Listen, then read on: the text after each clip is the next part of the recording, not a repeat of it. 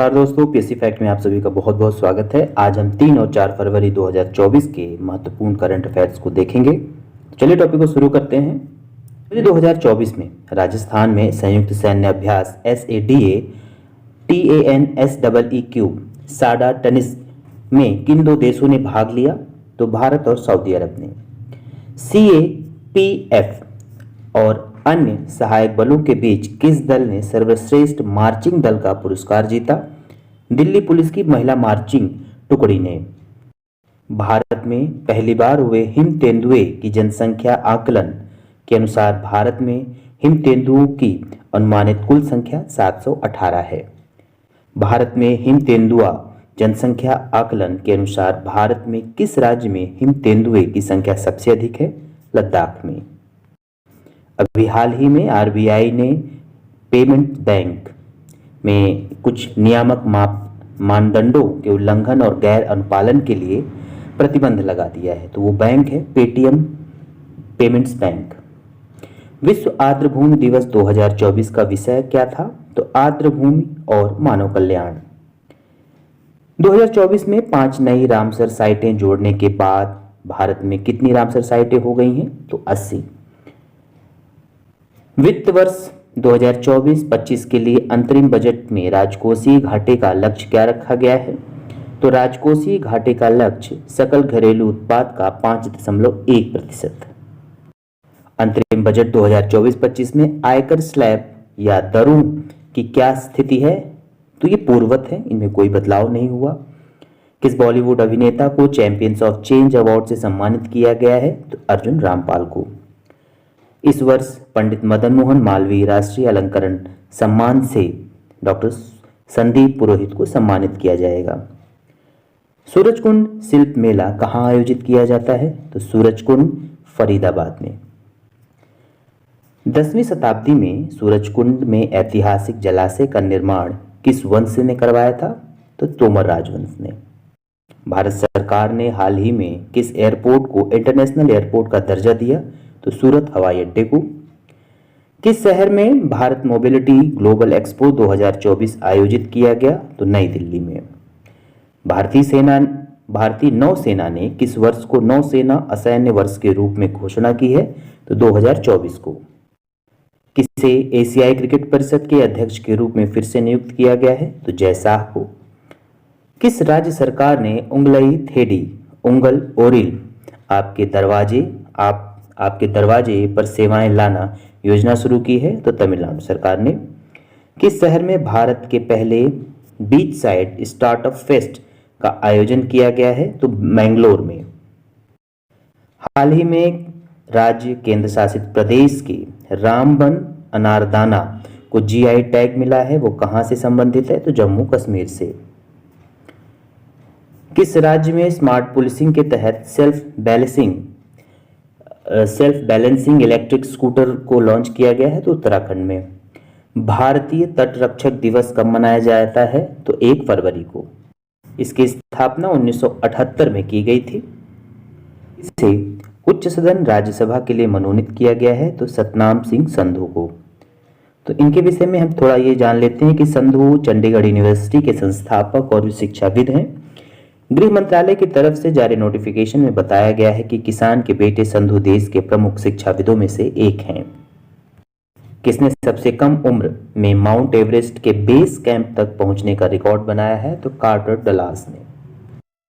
खेलो India winter games 2024 का शुभंकर किसने launch किया? तो अनुराग ठाकुर जी ने।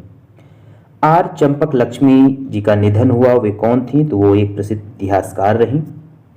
अगला प्रश्न है, Kashmir travels in paradise on earth नामक किताब किसने लिखी है? तो रोमेश भट्टाचार्य जी। अभी हमने देखा कि RBI ने किस पेमेंट बैंक पर सख्त व्यावसायिक प्रतिबंध लगाए हैं? तो पेटीएम पेमेंट बैंक में। किस कंपनी ने पहली बार इंसानी दिमाग में चिप लगाई है? तो ये कंपनी है न्यूरालिंक। न्यूरालिंक ने इंसानी दिमाग में चिप लगाई है। भ्रष्टाचार सूचकांक 2023 में कौन शीर्ष पर रहा? तो डेनमार्क।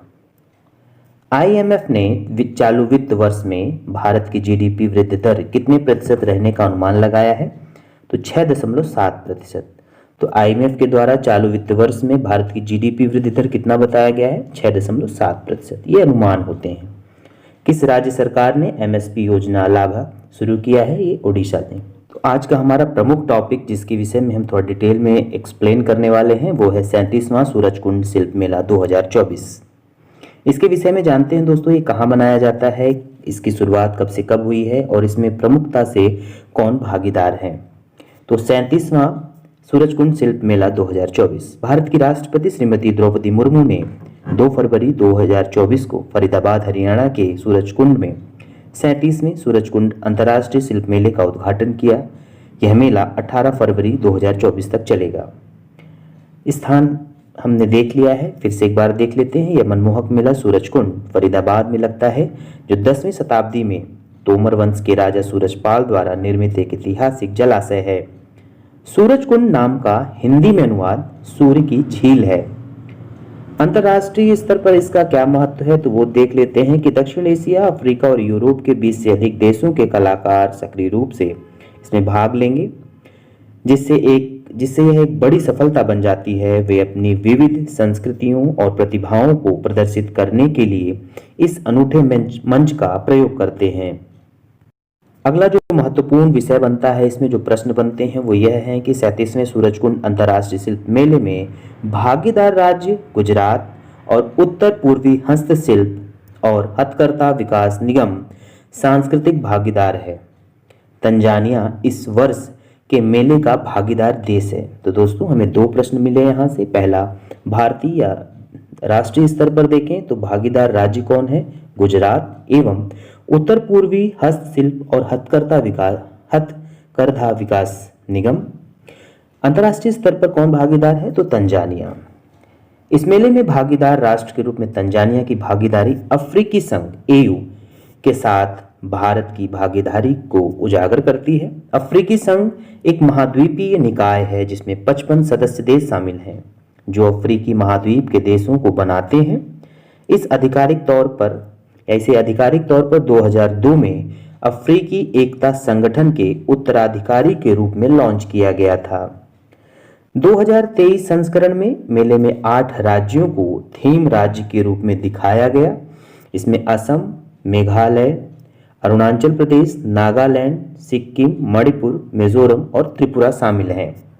तो दोस्तों ये रहा हमारा सूरजकुंड मेले से संबंधित प्रमुख जो इम्पोर्टेंट क्वेश्चन बनते हैं। पहला क्वेश्चन ये बनेगा कि ये किस क्रम का था? तो 37वां। किसने इसका शुभारंभ किया? तो महामहिम राष्ट्रपति महोदया जी ने। कब से कब तक चला? तो 2 फरवरी से 18 फरवरी तक चलने वाला है ये। फिर अगला प्रश्न ये बनता है कि अंतर्राष्ट्रीय स्तर पर कौन सहयोगी है? तो तंजानिया, जो कि अफ्रीकन यूनियन का एक सदस्य देश है। राष्ट्रीय स्तर पर देखेंगे तो इसके भागीदार राज्य गुजरात हैं। चलिए अगले टॉपिक पे देखते हैं। भारतीय वायुसेना 17 फरवरी को जैसलमेर में वायु शक्ति 2024 का अभ्यास करेगी। तो वायु शक्ति 2024 का अभ्यास जैसलमेर में किया जाएगा।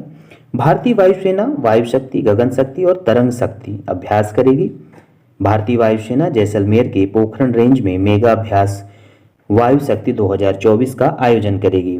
इसमें 100 से अधिक विमान और हेलीकॉप्टर भाग लेंगे। इस अभ्यास में तेजस, प्रचंड और ध्रुव जैसे कई स्वदेशी निर्मित और डिजाइन किए गए विमान और हेलीकॉप्टर भाग लेंगे।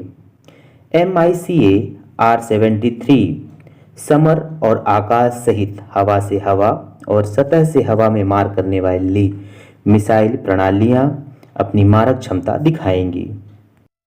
इस अभ्यास में राफेल लड़ाकू विमान और S-400 वायु प्रणाली भाग लेंगी। गगन शक्ति अभ्यास 5 साल में एक बार आयोजित किया जाता है। तरंग शक्ति भारत में आयोजित होने वाला पहला बहुराष्ट्रीय अभ्यास है। इस अभ्यास में अमेरिका, जर्मनी, फ्रांस, ऑस्ट्रेलिया और पड़ोसी देशों जैसी मित्र वायु सेनाओं के विमान भाग लेंगे। तो हमने ये देख लिया दोस्तों। ये महत्वपूर्ण इसलिए हो जाता है, कुछ फैक्ट निकलते हैं इसमें, जैसे गगन शक्ति अभ्यास 5 वर्षों में किया जाता है, तरंग शक्ति में बहुराष्ट्रीय अभ्यास है। तो ये रहा हमारा दोस्तों आज का टॉपिक। मिलते हैं नेक्स्ट और महत्वपूर्ण विषय के साथ। चैनल को प्लीज सब्सक्राइब करिएगा। धन्यवाद।